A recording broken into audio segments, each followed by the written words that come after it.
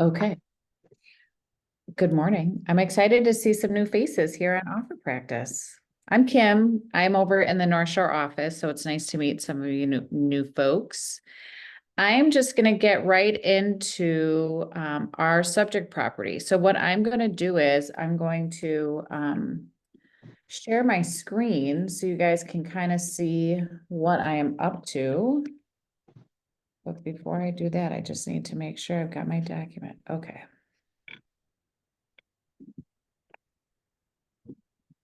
I'm a little disheveled today. Okay. Can you guys see the subject property document that I've got on my screen? Yeah. Cool.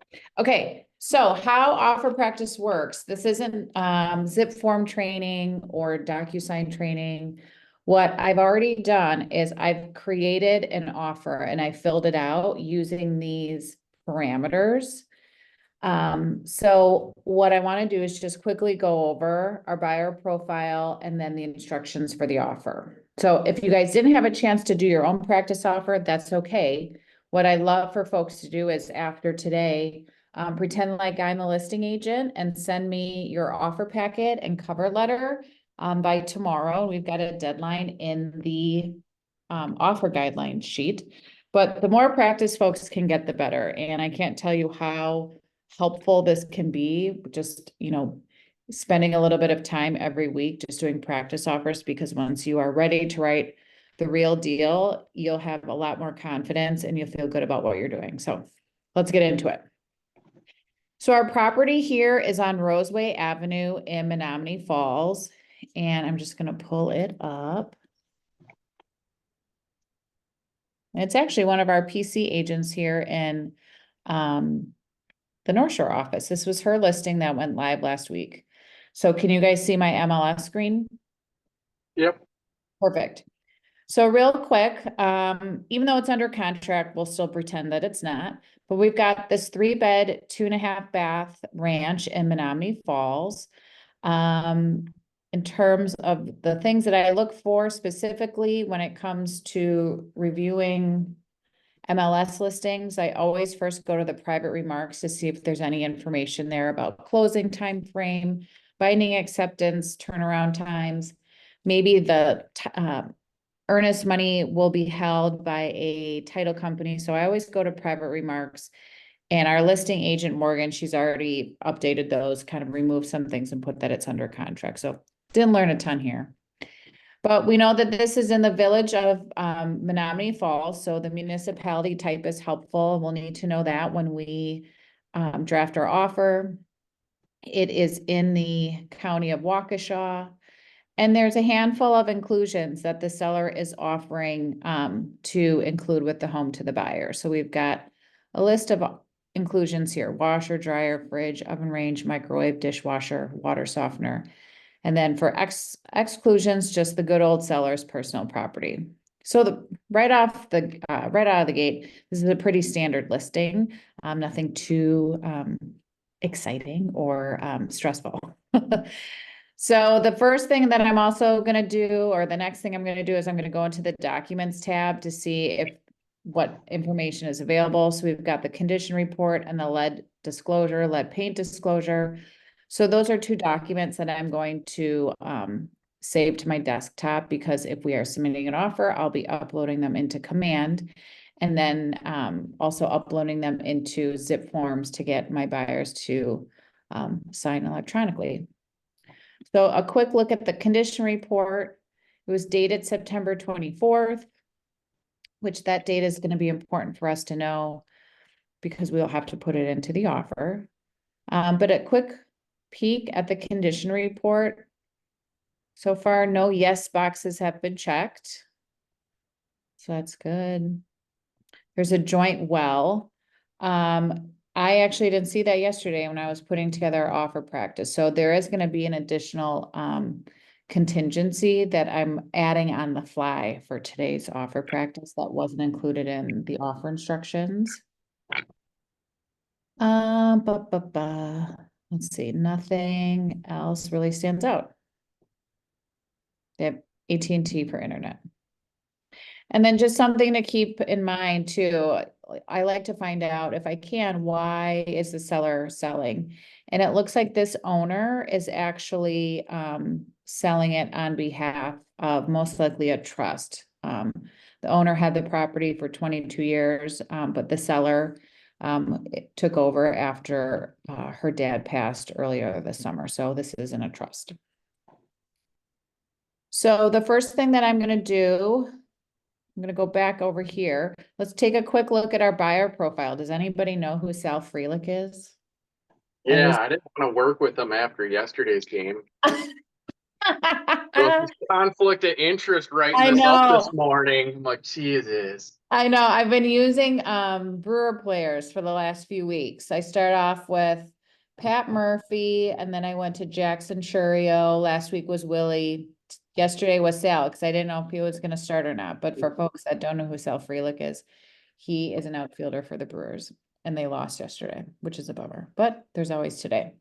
Okay. My open house is the first line where we fill in something. I always use 90s Braves players just to get the format selected, and I kind of got called out on one of them. So, Oh no. yeah, a Busted. guy recognized like the zip code, and he's asking me about the guy that was in from Florida that came through, and I'm like, what is going on right now? I'm like, oh yeah, oops. Busted.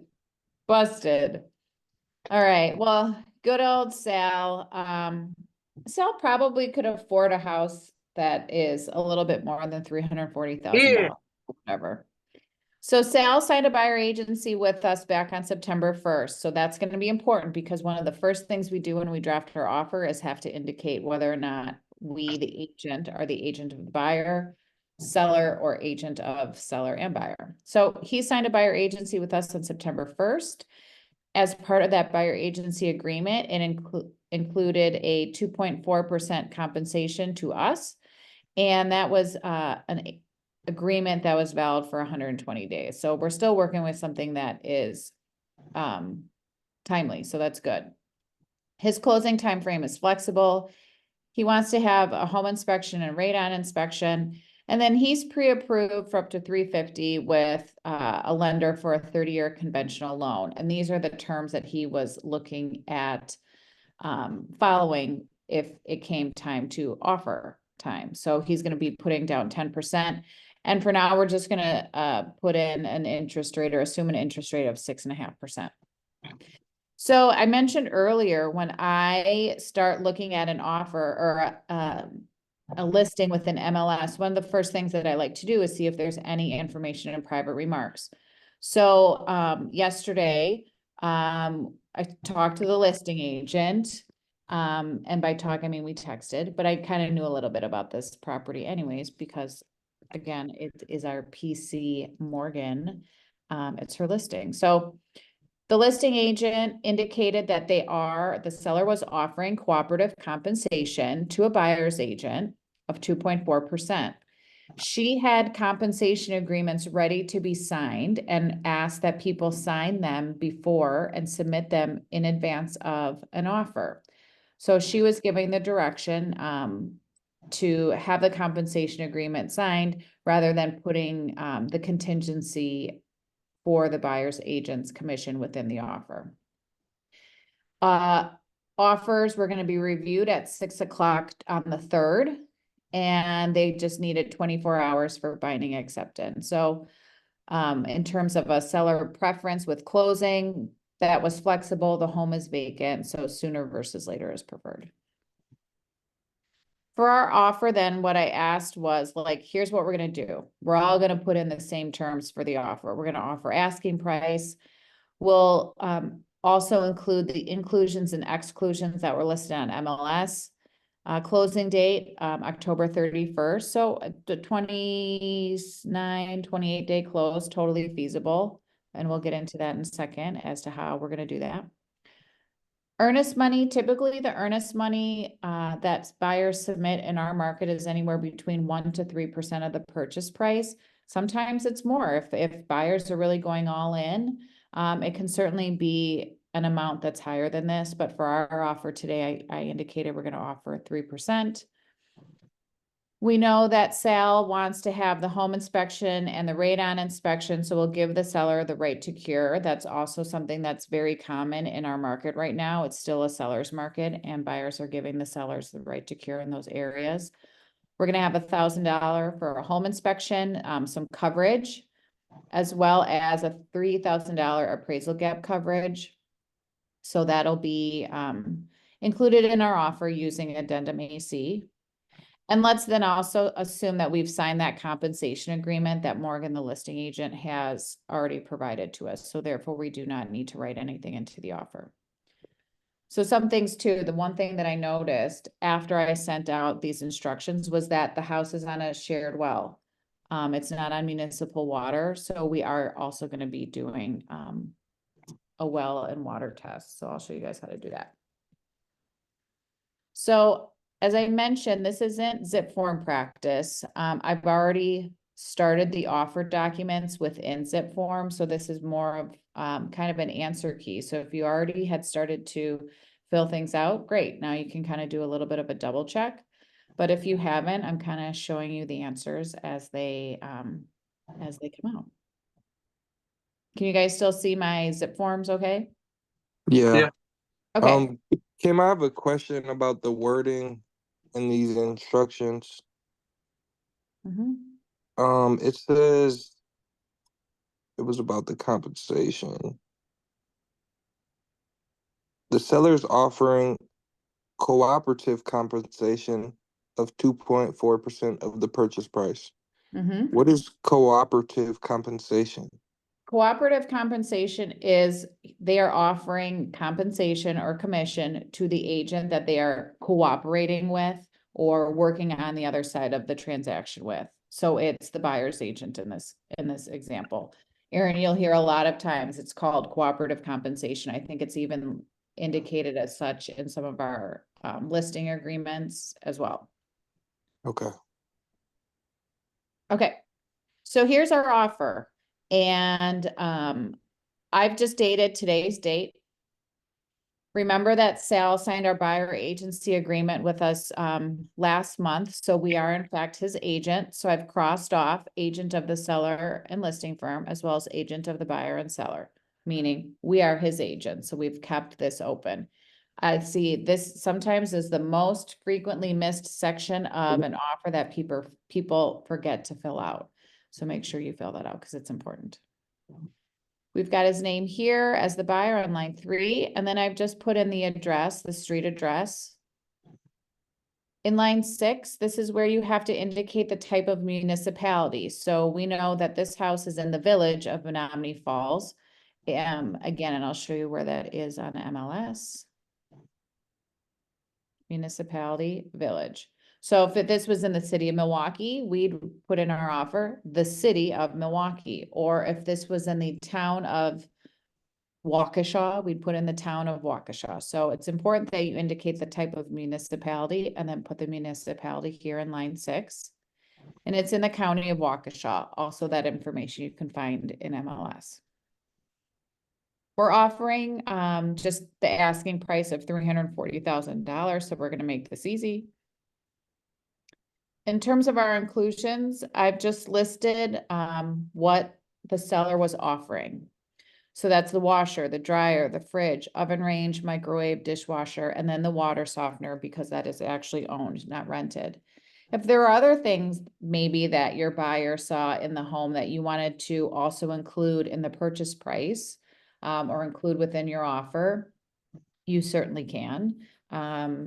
You know, I probably would give this listing agent the heads up if anything else was going to be added. But for this practice today, we've made it easy. We're just doing the same, or we're including the same things that were listed in MLS. And then for exclusion, so what's not included in the purchase price is the seller's personal property. That's also what was indicated on MLS. Now moving down into binding acceptance. So our instructors indicated that offers were going to be reviewed on October 3rd at 6 p.m. Well, I'm going to pretend I'm submitting my offer today. So I'm going to give them the full 24 hours and change to review the offer. Now, when you have a date and an offer, that date is always through 11:59 PM of the date listed. If you ever want to change that, so it doesn't go through the full entire day and end at 11:59 PM, you can change that on your document and you can just type in like 6 PM on the 3rd. Or, 2 PM, but if you don't have anything listed in terms of the time of day, just know that everything always goes through 11:59 PM of the day listed. Our closing, I put closing to be on October 31st, and it's gonna be at the place selected by the buyer. This language here was automatically added into my zip form templates, and I think it should be added in for yours as well. If not, let me know and I can notify your tech, contact in your market center or in your office. But then I've crossed off here at the place selected by the seller, because it's redundant. Now, something to keep in mind about closing dates. So this is a relatively fast, but definitely achievable closing time frame. The things that I'm gonna be most careful of as it pertains to closing dates and deadlines is really, can I get my loan commitment in that amount of time? And can I get a home inspection done in that amount of time? So as we get to the different sections, following, I'll talk a little bit too about how we make sure that we are going to be able to meet our dates and deadlines. But a 29-day, 28-day close is not unheard of, and actually 30-day closes are becoming a lot more common. When I go to the top of page 2, I've already filled this in. Zip Forms doesn't fill in the full address. It just includes the street address. So I had to manually add the city, state, and zip code. But once you do that at the top of page 2, it'll do it to all of the subsequent pages. But just make sure you have the full address at the top of every page, because it's really important that that line at the very top is filled out. Our earnest money, we indicated that on average, 1 to 3% of the purchase price is pretty typical in our market or in our marketplace. I indicated in the offer instructions 3%. So I took 3% of the purchase price of $340,000 and I've got $10,200. That is going to be. Is there ever a case where people don't care about the earnest money? What do you mean, people? Like the seller doesn't care if the buyer deposits earnest money or not. I've never seen that or heard of that. I actually came across that once. I was asking the seller, like, what would sweeten the deal? And I'm like, and I think I told them we didn't have much earnest money. And they're like, this was in Lake Mills. And she's like, oh, that's fine. We're all just in town here. I'm like, wait, what? Okay. But yeah, I thought that was super random that, they Yeah, it just is. not care at all. They don't even know what it that necessarily means, but it's in terms of all of the criteria or the elements of an offer, the earnest money might not be the most important to a seller, but it actually might be the deciding factor if you've got a couple of offers that are the same. It just means that your buyer is putting in more skin in the game right out of the gate. I've left the date or the deadline 5 days, but if I didn't put anything in there, it would have been 5 days anyways. That's the standard. Usually I try to do my earnest money 2 to 3 days. I like to get it in there fast. And when I advise my buyers of that, I also remind them that this is money that will be withdrawn immediately from whatever account they're using. So it's not like you're giving a check and it's never going to get deposited. It is something that is taken immediately by the listing firm and deposited into their trust account. So sorry, I got to interrupt. So earnest money isn't what binds this. If you're saying, you've never heard of it, but it's possible to not put any earnest money in. I thought earnest money is the binder, because it's not until that earnest money is received, it's not official. No, I don't think that's the case at all. Okay, This is like in good faith money. okay. Mhm.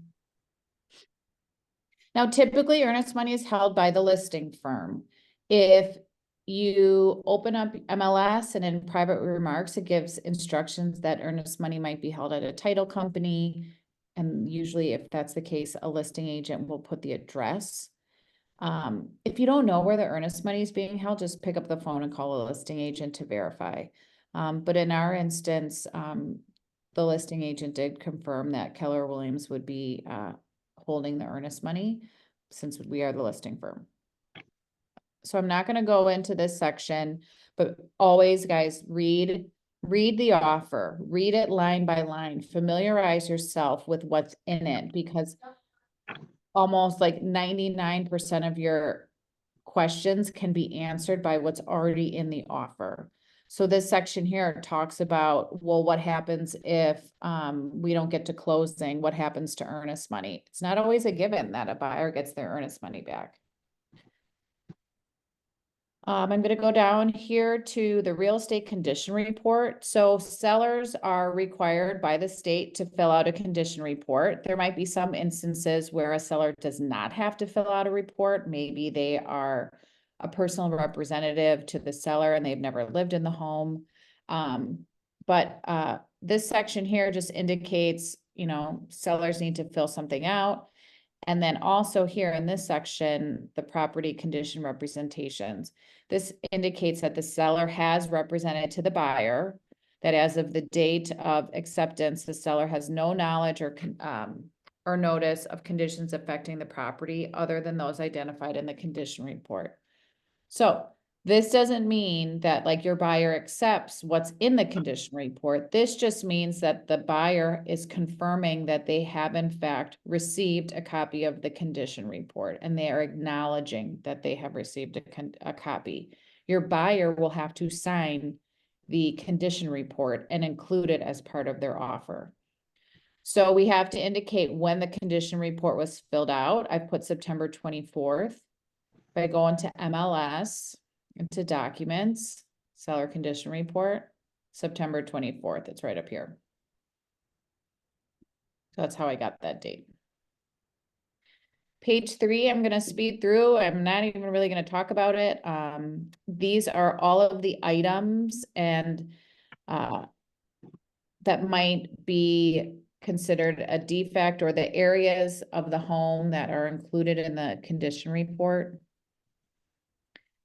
But if I go to page 4, the top of page 4, here's where we start getting into some of our contingencies. So the first one is the home inspection. So by checking the box in line 193, this means that our offer is contingent upon our buyer having a home inspection conducted by a licensed home inspector. Now, what the offer also includes automatically is that if you check this box, making your offer contingent upon the home inspection, it also states here that the buyer might have follow-up inspections that are recommended by that home inspector. So the seller has to give access to the buyer and any other third-party qualified independent inspectors if they want to come back into the home and check something out. So say maybe the home inspector notes that there is a situation happening with the chimney. And in their home inspection report, the inspector indicates have a follow-up inspection done by like a chimney expert. This allows your buyer to do that. Now, something too, if you see something while you're going through your showing, or if something's already noted on the condition report, maybe the seller has indicated there's a leaky roof. You could automatically also indicate that we're going to have a home inspection, but that the offer is also further contingent upon a qualified independent inspector or independent qualified third party performing an inspection of the roof of blank. So if there are specific things that your buyer already wants to have inspected, you can certainly include that within the offer and state them here. But otherwise, Go Is ahead. this where you would put the inspection of joint well? No, I'm gonna No. be putting that, there's a section in, addendum A that covers well water, and if there was a private sanitary system. Now, something you've just brought up, test. This is just for the inspection. An inspection is a visual review of the property. An inspection is different than a test. A test is where you're actually taking something off the property, such as maybe you're testing for mold, or you're testing for asbestos, or I don't know what else you might think test for. I'll show you where that comes into play later, but this is just for an inspection.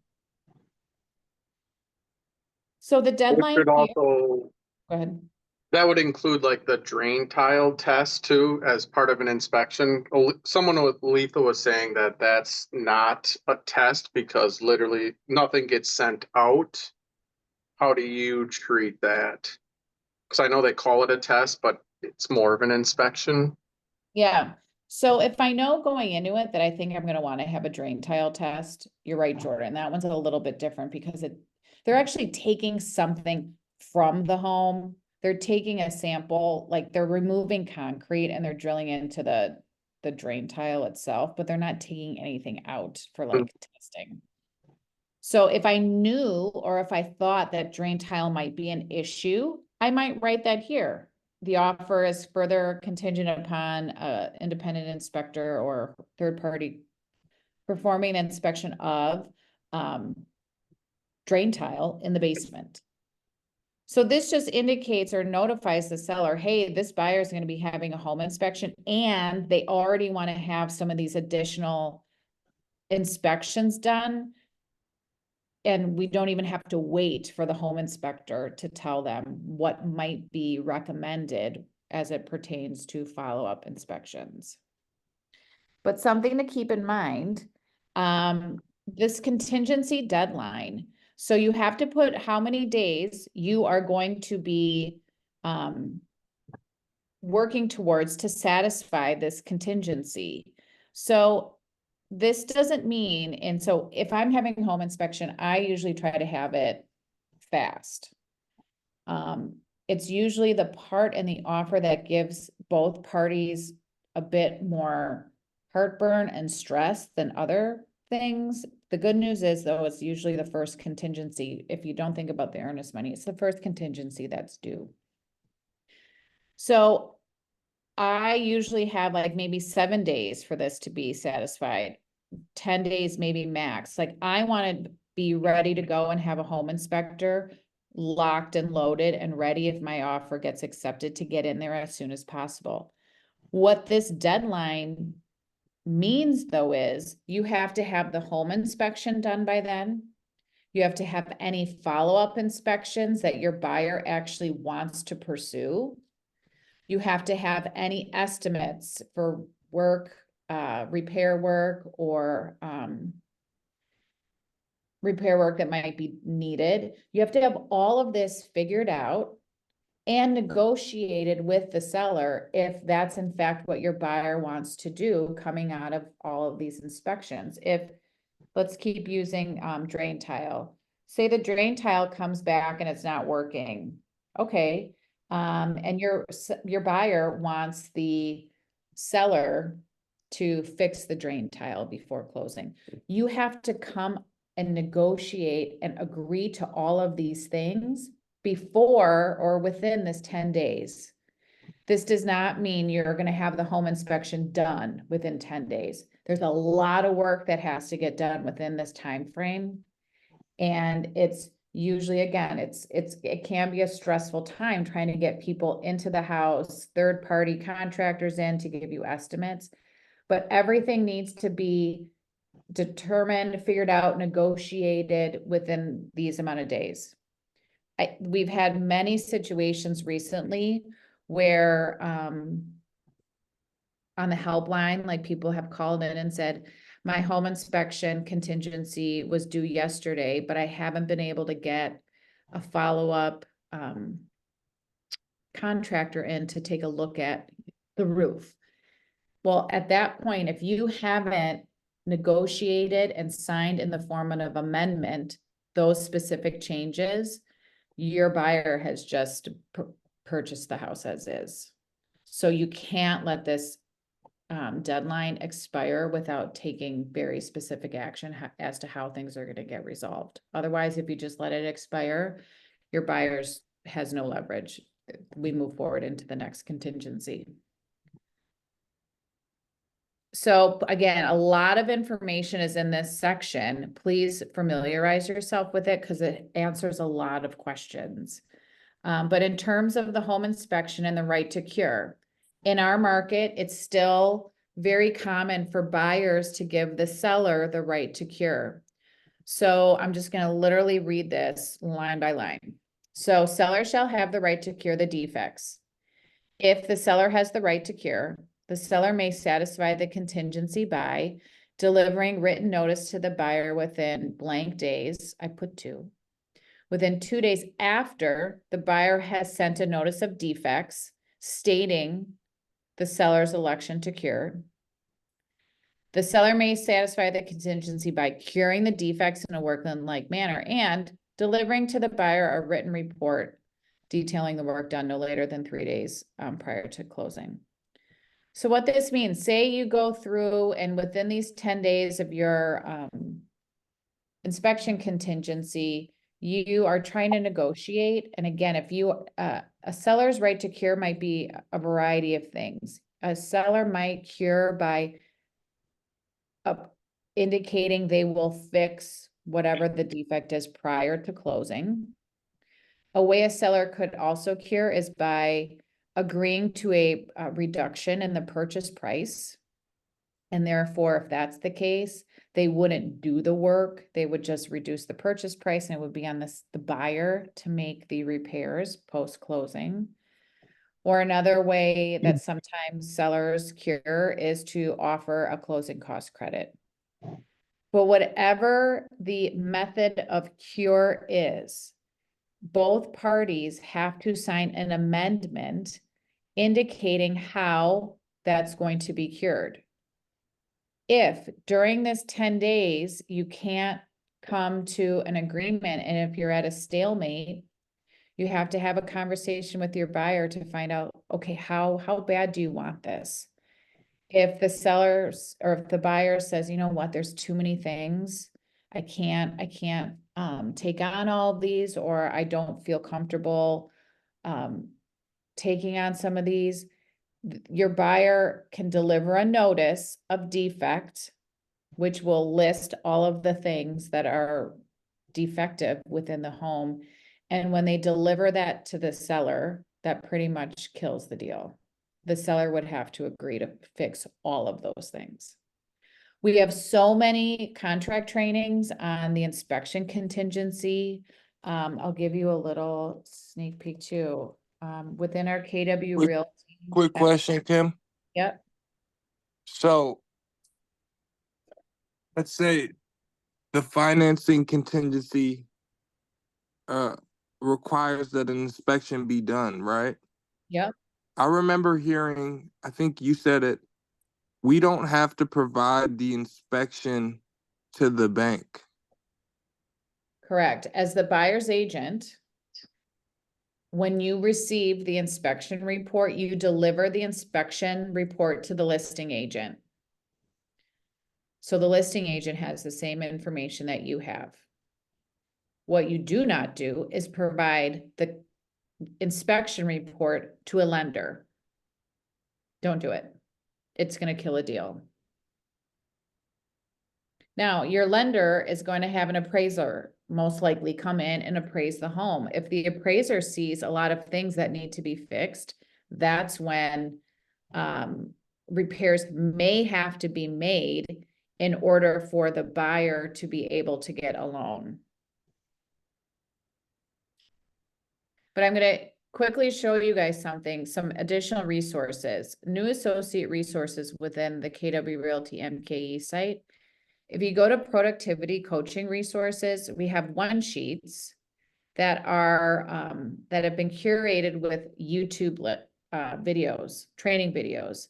And we have one sheet here on home inspections. These are all hyperlinked to various About home um, inspection. various is. section or various contract trainings on the topic. So I would highly encourage you guys to especially look at these home inspection trainings. Home inspections are making a comeback. Buyers are able to get offers approved with home inspections. But where we see people struggle is understanding what a home inspection contingency is, what a defect is, and ways with which you can resolve and close out the home inspection contingency. So we've got a bunch of videos here. I'm gonna keep going down because I want to get through all the documents.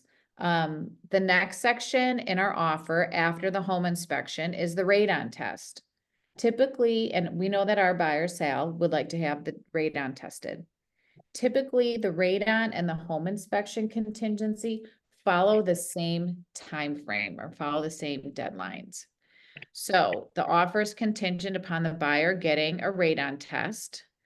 The contingency is deemed satisfied unless the buyer within 10 days after acceptance delivers to the seller a written copy of the radon test. So something, and I'm just going to do this here too. It's usually at the buyer's expense, the radon test. Many home inspectors can also do radon testing at the same time as the home inspection. So how they test for radon is they will leave a radon kit in the basement and they leave it there for 48 hours and it'll be monitoring any type of radon that might be present in the air within the basement. The home inspector after 48 hours will pick it up and then they will deliver a report indicating what the radon levels are at. So as I mentioned, usually the radon test and the home inspection follow the same time frame. Our home inspection we had was going to be all buttoned up and satisfied within 10 days. I put the same time frame here, 10 days for the radon test. And similar to the home inspection contingency, it's very common right now for sellers to have the right to cure the radon test. Curing the radon test means the seller would install a radon mitigation system. Sometimes too, if a buyer was like, you know what, we'll install the radon system on our own. Seller, we're asking for a closing cost credit of X to cover or whatever. That's also a possibility, but it's not uncommon at all for a seller to be willing to fix if there's a radon issue. Okay, moving into our financing section. So we know that Sal was pre-approved for up to $350. He's got a conventional loan pre-approval. He's going to put 10% down. So this section here is when I open up my mortgage calculator. I use Carl's mortgage calculator, Carl with a K. It's an app. I put the loan type here that Sal is going to be getting in line 249. If he was getting an FHA or a VA loan or a 15-year loan or an ARM, you would change that loan type here. Now, this is where we know that our closing date is rather quick. I want to make sure that I am giving my lender, my buyer's lender, enough time to get the loan commitment in, but I also want to make sure that we're doing this somewhat fast to make it attractive to the seller. So I always call my buyer's lender when I'm writing an offer to verify, number one, here's the property that we're going to be writing an offer on. It's still within, the buyer's budget. But can you please confirm with me, Mr. or Mrs. Lender, that you can in fact get a loan commitment delivered within 21 days? I never want to put a deadline in here that maybe the lender can't meet, because the last thing you want to do is overpromise and underdeliver. But it's very achievable for many lenders to be able to deliver a loan commitment letter within 21 days. I see some people can do it in 7, some people can do it in 14, but just pick up the phone and call your lender just to verify. So I put that we're gonna deliver a loan commitment within 21 days.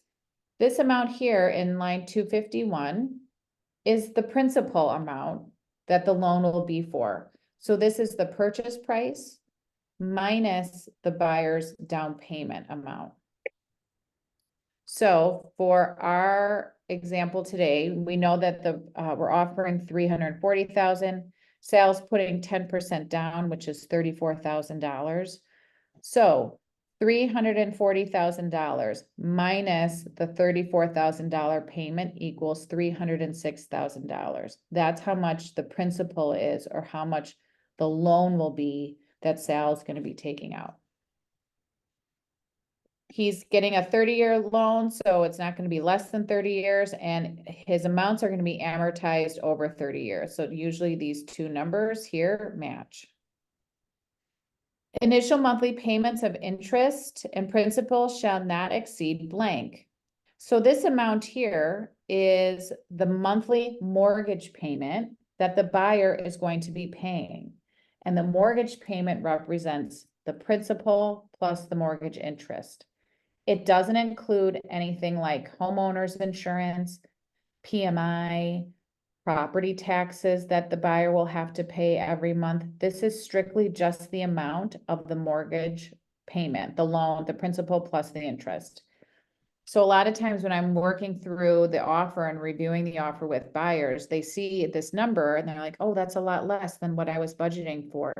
That's because this is only the mortgage amount. Now, I got this amount again by using our property value of $340,000, a down payment of 10%. His loan is going to be over 3 years, and I used an interest rate of 6.5%.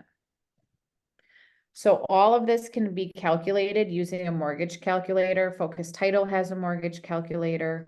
Again, I like Carl's mortgage calculator. It's super easy to use. But that's how I got that dollar amount. And it indicates here, it follows up, buyer acknowledges that the lender's required monthly payments might also include a 12th of the estimated net annual taxes, hazard insurance premium, PMI premium. So again, this might not be the full amount that the buyer's paying every month. This just represents their principal plus interest. Down in line 264 and 265, you have to indicate what type of financing, what type of rate your buyer is getting. And ours is a fixed rate. Sal's getting a 30-year loan. So the interest rate that Sal will be paying stays fixed across every single year of that loan. I've put here 6.5%. If you don't know what interest rates are going for, or if you're not quite sure what interest rate your buyer's lender might be able to get them locked in at, just call the lender at the same time when you call them to let them know that you're submitting an offer. Ask them, what should I be putting for my interest rates? If they were getting an adjustable rate mortgage or an ARM, you'd check that box instead, and your lender can really help you fill out this section because there's going to be different interest rates depending on the year of the loan. So again, if you don't know how to fill this out, lenders can certainly help you. I'm going to quickly go through this. We're not getting seller financing. So anytime you're not including a contingency, rather than leaving the box blank, it's best practice to put NA. So seller financing would be if the seller was helping give the buyer a loan. We don't see this terribly often, but sometimes it might happen if a property is exchanging hands from family members. But for ours, it's NA. If we weren't getting financing and your buyer was a cash buyer, this is when you would indicate how many days you would be providing a proof of funds letter. But for our offer today, we don't need to worry about that. And here in line 308, we get to the appraisal contingency. So when your buyer is getting a loan, the majority of instances, lenders will be having the home appraised. Sometimes they don't have appraisals done if the buyer's putting a lot of money down. But what this box here, if you check box line 308, this offer then is contingent upon the buyer's lender having the property appraised at the buyer's expense, and that it would be an appraised value at equal to or greater than the agreed upon purchase price. The contingency is deemed satisfied unless the buyer within 18 days, that's a deadline. I usually have my appraisal contingencies due a few days before loan commitment or financing.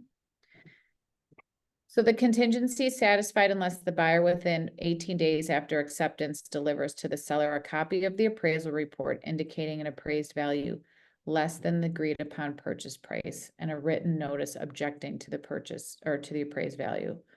What this indicates is, say you have an appraisal come in and maybe the value, the appraised value is $330,000. You and your buyer are, and your buyer's more than likely not going to be able to get a loan for the amount that they originally wanted to, because the bank has just come in and said the house isn't worth what you are purchasing it for. Therefore, we're not going to give you a loan for that full amount. The appraisal contingency really specifies then like what happens next. And when you give the seller the right to cure the appraisal contingency, this is where you're if it comes in low, you're negotiating with the other party to see if that other party could lower the purchase price. Maybe the two parties meet in the middle. But this gives you an opportunity to really negotiate. And it's very common in our market to give the seller the right to cure. So how does the seller have the right to cure, and how do they satisfy the contingency? By delivering notice to the buyer, adjusting the purchase price to the value shown on the appraisal report within blank days. So earlier, Aaron mentioned like, you shouldn't send an inspection report to the lender. That's correct. Now, if you get an appraisal report and the appraisal report shows a value less than what you are purchasing the home for, you give that appraisal report to the listing agent so they know that it came in low, and this is where you start negotiating. Now, if the appraiser indicates, guess what, this house is actually worth $350,000. So it's more than what your buyer is paying for. You don't give the appraisal report to the listing agent. All you have to do is indicate the value is good and we're going to move forward. I'll send you a notice. You never send the appraisal report to the listing agent if the home appraises for higher. The last thing you want to do, that opens up a whole can of worms, and then the seller thinks, well, I could have gotten more money for my house. You don't need to send it to them. You shouldn't send it to them. I'm going to go here. I'm going to go real fast, guys. I'm sorry. Box 328, closing of buyer's property. This would mean that your buyer has a home sale contingency. So if you check this box, this would mean your buyer has to sell their current house in order to buy the next house, the house that you're putting the offer in. These are becoming a little bit more common, not terribly. But if you do have a home sale contingency, you have to indicate the buyer's current address and when that house is going to sell. Typically, when you have a home sale contingency, it's accompanied by a bump clause, meaning the seller could accept this offer, but they might bump this offer out of the primary position if another offer comes through that they find attractive. So I'm not going to go through these sections today, but just read through this. We have contract training specifically on home sale contingencies and bump clauses.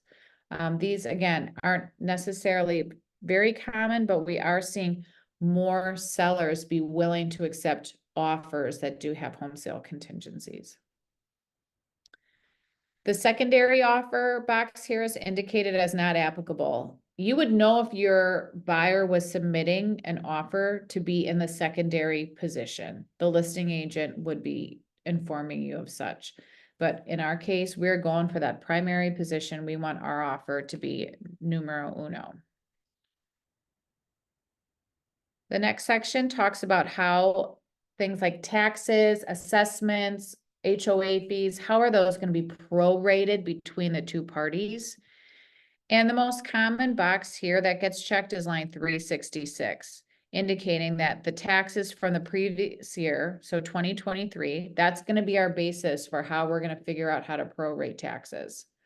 So meaning the title, and you don't have to worry about calculating this, but a title company will look at what is the daily tax rate on the property. So they'll take the total taxes for the year divided by 365 days. Now, a prorated tax means the seller is responsible for paying or setting aside money for the time that they live there, and a buyer is responsible for setting aside money and for paying for their fair share up during the time that they live there.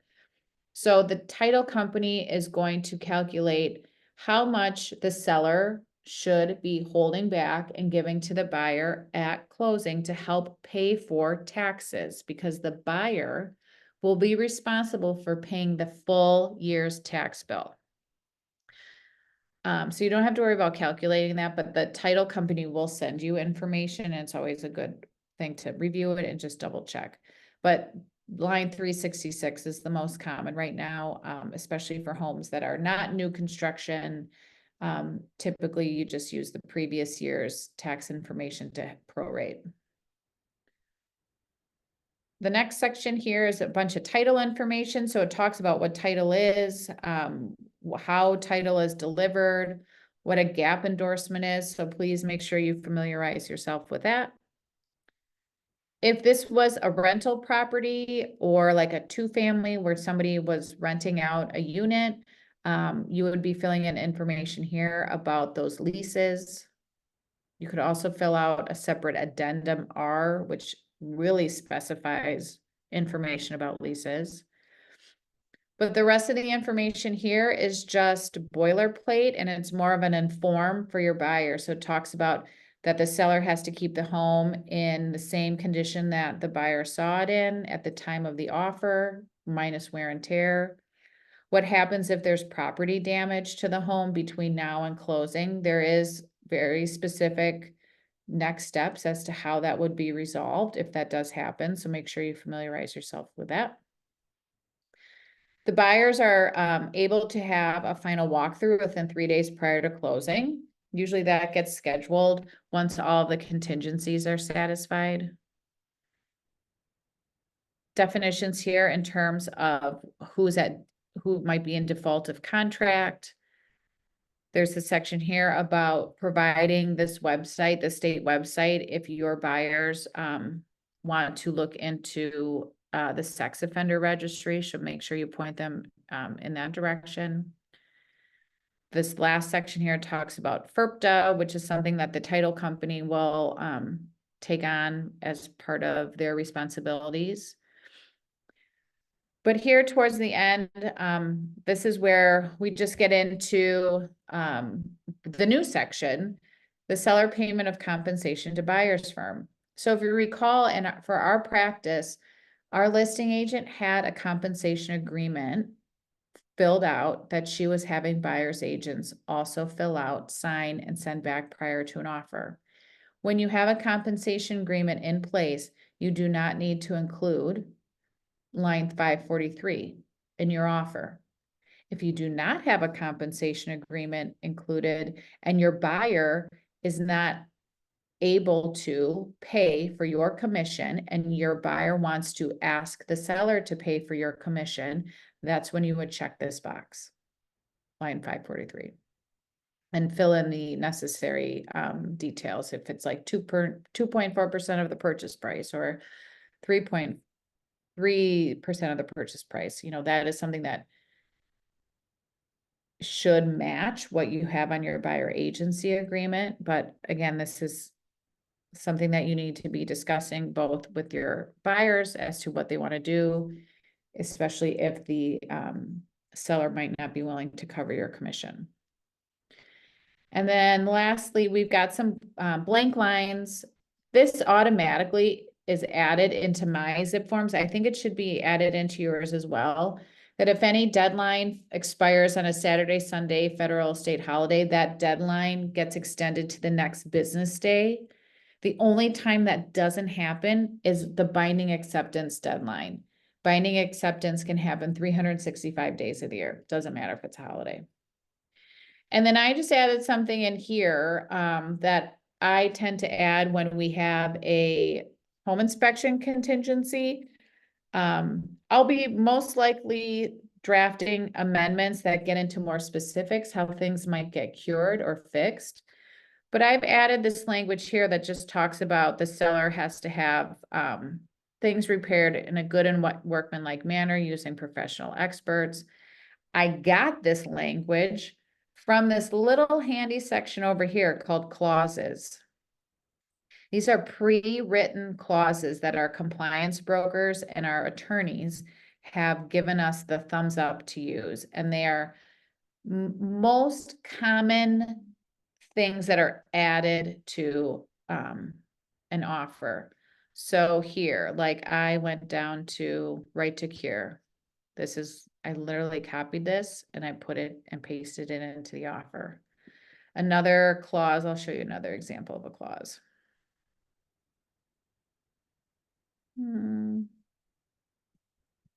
How about buyer's waiver of home inspection? This is if your buyer's waiving the home inspection and you want to put some extra language in protecting you, you could copy this and put it into the offer. Then lastly, I've just filled in who is going to be receiving these if we personally deliver copies, right, in person. So I put the listing agent's name here, my name here. I also indicated we're going to deliver documents via email. I put the listing agent's email for seller, my email for buyer. And we're not going to get to this today, but I can send you guys what the addendum A and addendum AC look like, but that's going to be part of our offer. And then make sure you put your name and your brokerage as to who drafted the offer. And then here your buyer's name's already filled in. So I know this went fast, but I think some of the questions that were asked were probably helpful for everybody. What I strongly encourage you all to do is to take a stab and go into zip forms and create your own offer following some of these instructions and send it to me by, I think I put 11 a.m. tomorrow, and pretend I'm the listing agent. So combine all the PDFs into one attachment and send me your offer, and I will take a look at it and I will go through it line by line and I'll provide feedback.